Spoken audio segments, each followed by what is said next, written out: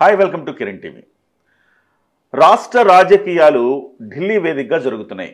గత 3 రోజులుగా చంద్రబాబు నాయుడు ఢిల్లీకి వెళ్ళడం, అమిత్ షాతో భేటీ కావటం, పొత్తుల గురించి చర్చించడం జరిగింది. ఆ వెంటనే మళ్ళీ పవన్ కళ్యాణ్ కూడా ఢిల్లీకి వెళతారు అన్న వార్తలు వచ్చాయి. కానీ పవన్ కళ్యాణ్ ఢిల్లీకి వెళ్ళలేదు. ముందు చంద్రబాబుతో భేటీ అయిన తర్వాత ఆయన తర్వాత ఢిల్లీకి వెళతారని చెప్తున్నారు. అయితే ఈలోపే చంద్రబాబు ఢిల్లీ నుంచి రావడం ఇక్కడ రాష్ట్ర ముఖ్యమంత్రి గారు, ఆంధ్రప్రదేశ్ ముఖ్యమంత్రి జగన్మోహన్ రెడ్డి గారు ఢిల్లీ వెళ్ళడం ప్రాధాన్యత సంతరించుకుంది.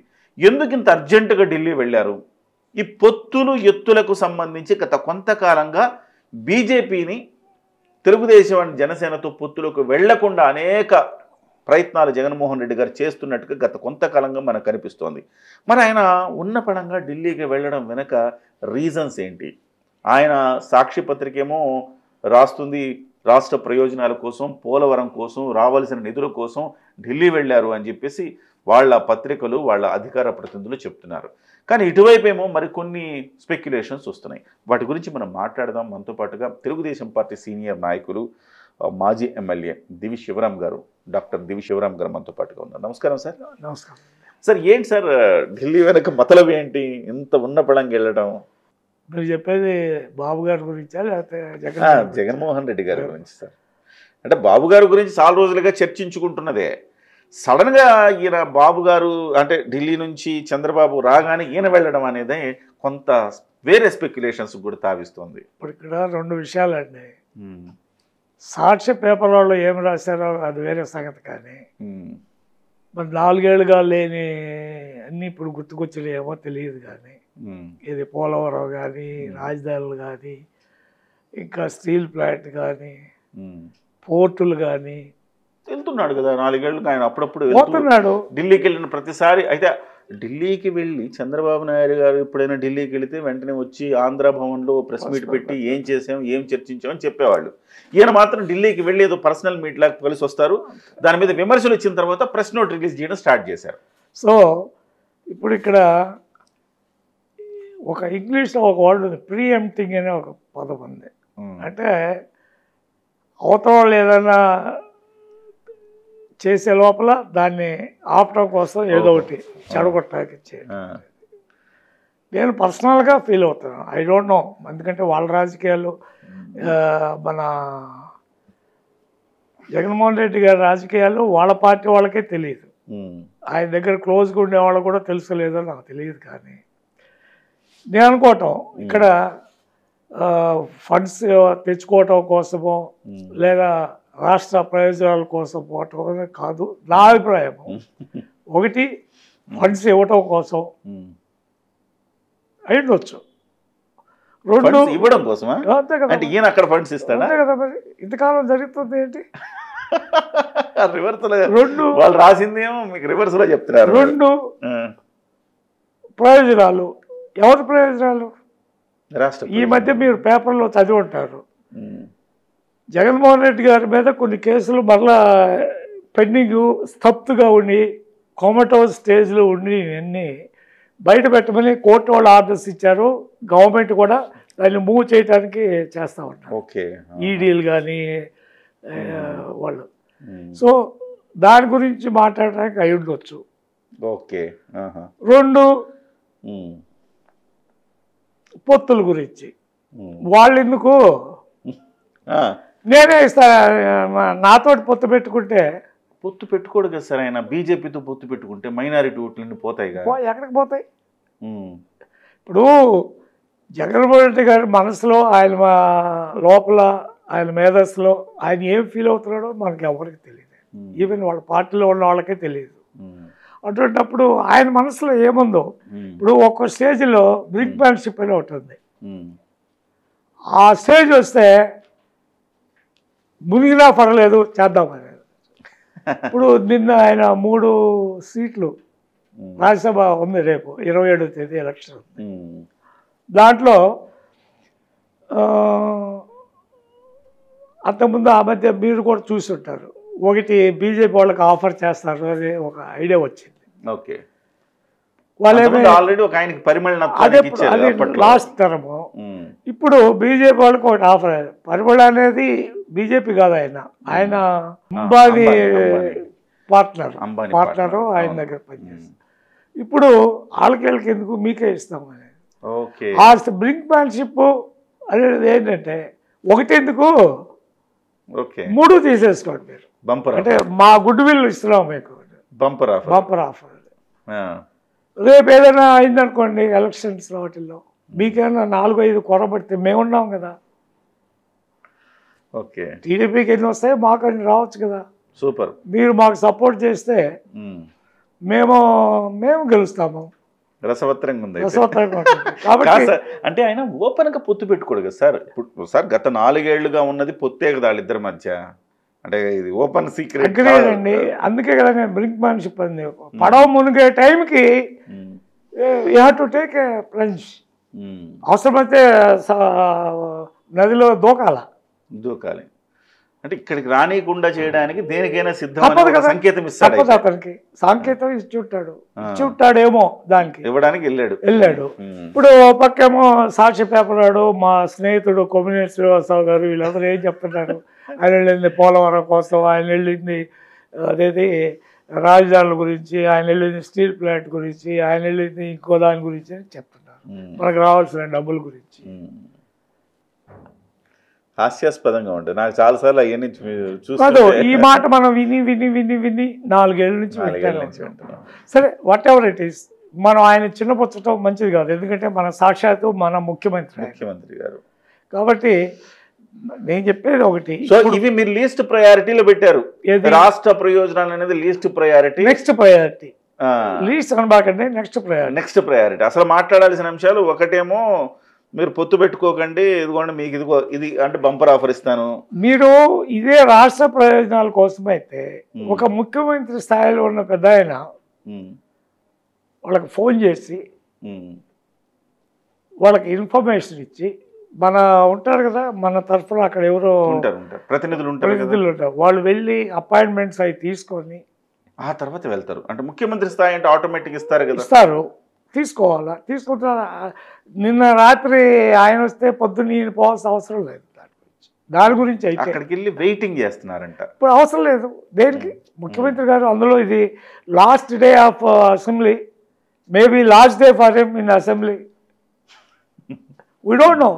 యాజ్ ముఖ్యమంత్రి ఇప్పుడు ఇదే లాస్ట్ సెషన్ అండి. నెక్స్ట్ అక్టోబర్లో అదే ఏప్రిల్లో ఎలక్షన్లు అవుతాయి. తర్వాత ఈ ముఖ్యమంత్రి కావాలని రూల్ ఎక్కడుంది? ఇంకోళ్ళు కావచ్చు కదా. సో యాజ్ సీఎం ఆయన లాస్ట్ డే, ఇవాళ లాస్ట్ డే అనుకుంటాను, ఇవాళ లాస్ట్ డే అసెంబ్లీలో కూర్చోవాలి.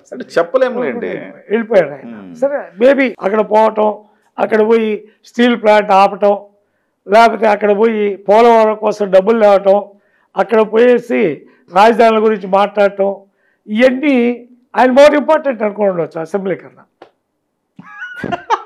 కాబట్టి కూడా జరిగే అవకాశం ఉంది కదా సార్. ఇది మా కొమ్మినేని శ్రీనివాసరావు గారి మనసులో అవి మోర్ ఇంపార్టెంట్ అని చెప్పాడు ఆయన. కాదు సార్, ఇంకోటి కూడా జరగచ్చేమో కదా సార్.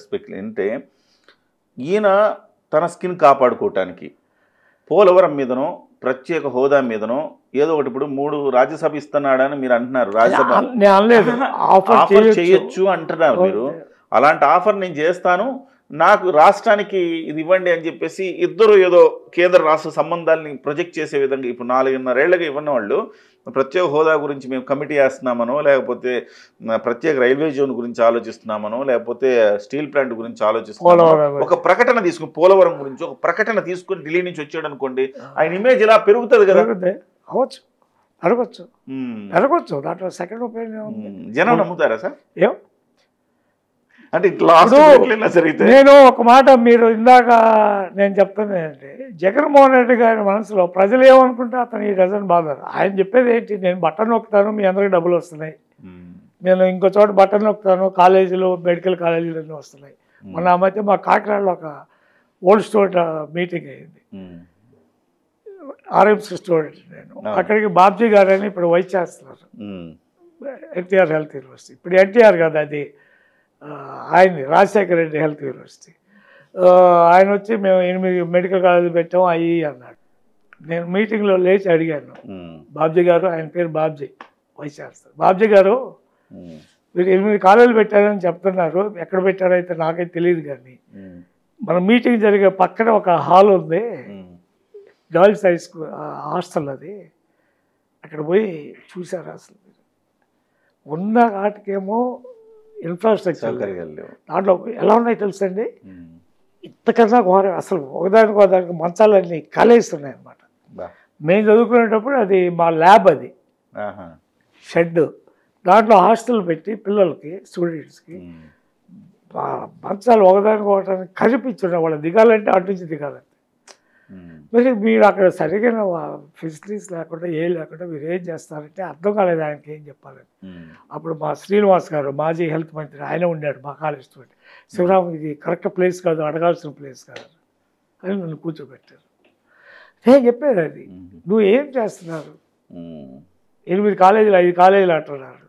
5 కాలేజీలు పెట్టి ఉన్నట్లకేమో స్టాఫ్ లేరు, ఫెసిలిటీస్ లేవు, బిల్డింగ్స్ లేవు, మందులు లేవు. నేను క్రిటిసిజం కోసం క్రిటిసిజం కదండి, ఉన్న వాస్తవాలు చెప్తాను. సార్, యాజ్ ఎ డాక్టర్ మీకు ఎట్లా ఉండాలని తెలుస్తుంది, మీరున్న కాలేజ్ అది, ఆ మాత్రం అంత దారుణంగా ఉంటుంది. చెప్పాను బాబ్జీ గారు, పక్కనే ఎంత it is 50 yards from where the meeting was going. Meeting అయ్యే ప్లేస్లో నుంచి 50 గజాలు సేమ్ కాంపౌండ్ అని పోయి చూద్దాం రండి. మరి ఏం మాట్లాడుతున్నారు మీరు, అది చేస్తాను ఇది చేస్తాను. అసలు యాక్చువల్లీ ఈ స్టూడెంట్ నాట్ టాక్ దేర్. ఆయన ఏమన్నాడు, జగన్మోహన్ రెడ్డికి కృతజ్ఞతలు చెప్పాలని. నేనేది ఏంటంటే, అది మా ఓల్డ్ స్టూడెంట్ అసోసియేషన్ మీటింగ్లో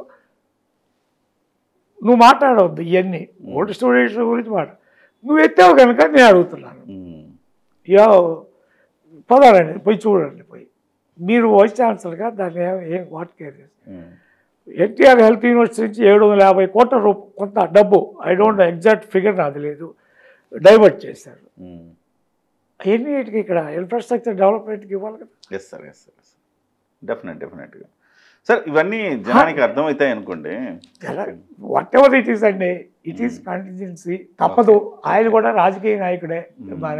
సో ఢిల్లీలో సార్ ఏమైనా జరగచ్చుగా, అంటే బీజేపీ ఏమైనా ఈల్డ్ అవుతుందా? ఇప్పుడు ఒక మాట అండి, ఇప్పుడు ఉన్న పరిస్థితులు చూస్తుంటే ఎనీథింగ్ కెన్ హ్యాపెన్. ఇప్పుడు తెలుగుదేశం జనసేనతోనే వెళ్తుందని మనం ఇంకా చెప్పలేము. ప్రస్తుతానికి it is on the cards. ఇప్పుడు ఆయన పోయి మరి అక్కడ ఏం మంత్రాలు వేస్తాడో, ఏం మంత్రాగాలు చేస్తాడో తెలియదు. మరి ఏమవుతుందో చూద్దాం. వెయిట్ ఒకటి. రెండోది, ఈయన సరే అవన్నీ ఒక పక్క వదిలేటండి, బీజేపీ వాళ్ళ వల్ల ఎంత ఉపయోగపడుతుంది అనేది నాట్ ఓన్లీ దట్, కేసులు వాళ్ళ అన్న తమ్ముడు నాకు తెలియదు, ఆయన మీద కేసులు. అవినాష్ రెడ్డి ఏమండి ఎక్కడైనా ఉందండి, ఒక అక్యూజ్ని అరెస్ట్ చేయడం కోసం ముఖ్యమంత్రి లాంటి వాళ్ళే నోటీస్ మీద నోటీస్ ఇస్తున్నారు. ఇతను అక్యూజ్డ్ నెంబర్ 1. చంద్రబాబు గారిని తీసుకెళ్ళి జైల్లో పెడితే ఏది where you have no basis. అవును. మరి ఇతనేమో సిబిఐ వాళ్ళే కదా కేసు పెట్టి ఆయన అక్యూజ్డ్ నెంబర్ 1 ఆయన ఆధ్వర్యంలో జరిగిందని చెప్తున్నారు. అరెస్ట్ చేయలేకపోయారు అంటే ఎవరు కారణం? మొత్తం ప్రభుత్వ యంత్రాంగం మొత్తం పనిచేసింది కదా ఆపడానికి.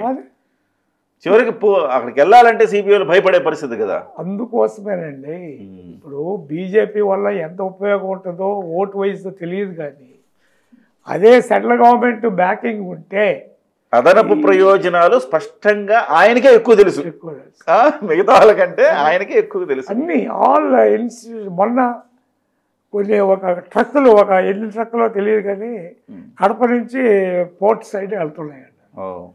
దాన్ని పట్టుకున్నది కూడా సెంట్రల్ గవర్నమెంట్ బలగాలు, కేంద్ర బలగాలు. మరి దాంట్లో ఏముందో ఇంతవరకు బయటపడలా. ఏమున్నాయో ఆ లోపల ఓన్లీ ఈవీఎం బాక్స్లా, డబ్బులా ఏంటి అసలు లోపల ఏముంది, అసలు ఏం లేదా, డొల్ల ఖాళీ